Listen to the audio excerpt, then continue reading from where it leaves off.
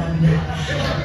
So, before anything else, I would like to welcome everyone. Thank you for coming, for accepting the invitation of Maxine. So, my mother-in-law, ma'am, na yung kayo mong bibigyanan. Thank you kay ma'am. Auntie Joy, ako ang pinalagang Doc Carlo. Muneba, na ano at sa thank you, Sir Carlo. And the two cousins of Maxine are also here. Thank you for coming.